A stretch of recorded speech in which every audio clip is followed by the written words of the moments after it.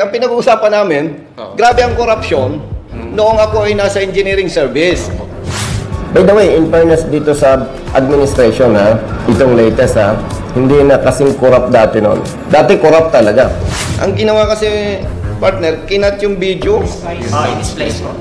Alam mo, kung totoo yung panalangin at nakakamatay, baka tinamaan na ng kulog yung gumawa nun. Oo. Kaya lang, nandyan na eh. By the way, paglilinaw sa inyo, kongresista na ako dyan eh. So kung kongresista ako, ay pagpalagay, ngayon ang interview. Sino ang current administration? BBM. Sino ang latest? Duterte administration. Sabi ko, in fairness, sa dating administration, latest. So ang latest, Duterte administration. In fairness, sa latest administration, hindi katulad noon. Kasi bago pa lang kasi kayo nun eh, no? Oo. So sinasabi ko, kasi alam ko noong panahon ni President Duterte, hindi katulad noon, nung panahong engineer pa ako. So very clear, wala kaming pinag-usapan na sinasabi ko na mas corrupt ang Duterte administration kumpara sa Marcos administration. At ako'y nalulungkot sapagkat dahil sa issue na yan, ang daming batiko sa akin. Ako daw ay mukhang nabayaran, mukhang nasuluhulan, nabili daw ako daw akala nila may prinsipyo ako. So, para panggitin ko sa inyo, wala akong sinabi o pinagkumpara ang Duterte administration versus Marcos administration. May video kami ni Miss Bernadette Sembrano. In-interview niya ako. Ang parte na naging usapan namin, uulitin ko lang, hindi lang eksakto. Dati akong engineer ng Philippine National Police. Naging official ako ng PNP dahil ako professional civil engineer. Tinanong niya ako, what year? What year? Sabi niya. What year was that po, nung nagpalipat kayo sa HPG? 2006. Sabay-sabay. Sabi ko, when was that? Sabi niya. Sabi ko, 2006. So, very clear, ang pinag-uusapan namin, grabe ang korupsyon noong ako ay nasa engineering service. Ito nung pinag-uusapan. Kasi transfer ako ng PNP Highway Patrol Group 2006 eh. So, ito kasi yung ang daming mga issues na pinupol sa inyo. And sa akin, ang gusto ko, may mga kasama tayong mga vloggers din dito, halo-halo. Merong DDS, merong admin, merong IME, para once and for all, mga no holds barred, matanong lahat ng mga gustong itanong dito kay Colonel Busita. Meron po kayong unang salita? Ayun, ako nga pala si Vincent Tabige. Siyempre, yung una kong itatanong kay Colonel Busita, kay Congressman Busita, ay yung isa ngayon na nagbabiral sa social media, yung about sa na sabi niya na mas totoo po ba yun yung sinabi niya na mas corrupt yung yung administrasyong Duterte kaysa sa ngayong administrasyong ni Marcos at ni PBBM. May katotohanan po ba yun or gawa-gawa lamang? Bakala ko, nag-introduction pa lang si partner eh. Kumbaga sa gera puto ka na agad eh. Walang warning eh. Okay, brother, bago ko sagutin yung tanong ninyo, gusto ko rin i-encourage yung ating mga kababayan na nanonood ngayon na ito po ay no holds barred. Ibig sabihin, anything under the sun na gusto ninyo itanong po ninyo. At sasagutin ko ng diretso at malinaw para kayo naman na maghusga kung totoo o hindi. At nagpapasalamat po ako kay Brother Mark at saka kay Brother Vincent at sa iba nating mga kasama. Actually, hindi ko inalam kung saan ba kayo, kung DDS ba, admin ba, o hindi ako interesado dyan. Kasi kung kikilalanin ko pa kayo kung saan kayo, baka maka-apekto pa yan dito sa ating panayam. So, salamat at nandito kayo ngayon. So, game na tayo. Yan na ba yung katanungan mo? Yes po. Okay.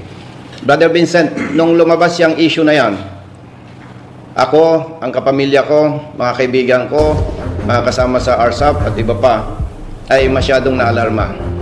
No? Itong issue na sinasabi daw ni Colonel Busita, mas corrupt ang dating administration kumpara sa ngayon. Hindi ko pwedeng pagkumparahin ang dating administration at saka yung ngayon. Dahil ako bilang pulis, Mabigat yon pagka nag-akusa ka. Baka kumprontahin ako, hindi ko kayang panindigan. Okay. Saan po ba nagmula yan? Yan, alive and willing siguro, si Miss Bernadette Sembrano. Nagsimula yan, Brother Vincent, nung in-interview ko ni Bernadette Sembrano. Bagong upo pa lang akong congressman noon. At hindi naman ako pwedeng magsinungaling sa inyo at sa mga kababayan natin dahil nandyan yung video eh. Pero ikwento ko lang para ma-analyze ninyo kung ito ba ay totoo o hindi. May video kami ni Miss Bernadette Sembrano. In-interview niya ako. Ang parte na naging usapan namin, uulitin ko lang, hindi lang eksakto. Dati akong engineer ng Philippine National Police. Naging official ako ng PNP dahil ako professional civil engineer. Na sabi ko doon, dati akong engineer ng Region 3, Region 4A, and NCR, malalaking regions sa PNP. At noong panahon yon, kaya ko naman tayuan at totoo, talagang stress na stress ako. May pondo, may projects, parang kulang na lang ibul sa lahat. No? Talagang sabihin na diretsa na lang tayo. Grabe ang nakawan. Ako natatakot kasi nakapagtapos ako ng pag-aral. By the way, siyam kami. No? Bunso ko, ang parents ko, farmers, magsasaka. Matalang walang putik. No? Natatakot ako na baka sumabit ako sa kaso. Kaya, kinausap ko noon si General Bertusil, siya ang director ng personnel ng PNP, na tulungan niya akong mag-transfer. Ayaw ko na sa engineering service. Ang sabi niya, magbigay ka ng isang dahilan para tulungan kita. Kasi naging official ka sa PNP bilang engineer. Sabi ko, sir, hindi ko na kaya ang korupsyon. Kung hindi mo tutulungan, magre-resign na lang ako sa PNP. To cut the story short, tinulungan niya ako. Ang pinuntahan kong assignment, Highway Patrol Group. At nung time na yon, isa ako sa malapit sa dating Chief PNP kay General Calderon. On the record. At siyempre, malapit ako sa kanya. Nag-approach ako sa kanya. Sabi ko, sir, gusto kong lumipat sa PNP Highway Patrol Group. Ang sagot niya, siguro sa dami ng problema niya at bilang Chief PNP, sabi niya, bahala ka. In other words, binigyan niya ako ng discretion. Dahil naman tayo yung mabait na opisyal, maraming tumulong sa atin. Nakalipat ako sa PNP Highway Patrol Group. Naikwento ko yan kay Miss Bernadette Sembrano. Sabi niya, corruption ang pinag-uusapan. Bakit doon ka sa HPG pumunta? Patrol Group. Bakit mo ginustong highway patrol? Bata pa ako, nadidinig ko na yung mga katiwalian at kawalangian sa kalsada Umalis kayo sa engineering dahil sabi niyo sa corruption, gusto niyo naman ng HPG. Ano na? Public service. What year was that po, nung nagpalipat kayo sa HPG? 2006. Sabay-sabay. Sabi ko, public service. Kasi, bata pa akong sundalo, bata pa akong pulis, puro katiwalian ang nadidinig ko sa kalsada. Tinanong niya ako, what year? No, what year? Sabi niya. Sabi ko, when was that? Sabi niya. Sabi ko, 2006. So, very clear, ang pinag-uusapan namin, grabe ang korupsyon noong ako ay nasa engineering service. So, 2006 pa na yun? Before. Kasi ito nung pinag-uusapan. Kasi transfer ako ng PNP Highway Patrol Group 2006 Tapos binanggit ko pa doon sa aming pag-uusap, grabe talaga ang korupsyon noong mga dating administrations. That, very clear Tapos sabi ko, in fairness sa latest administration, hindi katulad noong mga nagdaang administration. So, kongresista na ako dyan So, kung kongresista ako, ay pagpalagay, ngayon ang interview. Sino ang current administration? BBM. Sino ang latest? Duterte administration. Sabi ko, in fairness, sa dating administration, latest.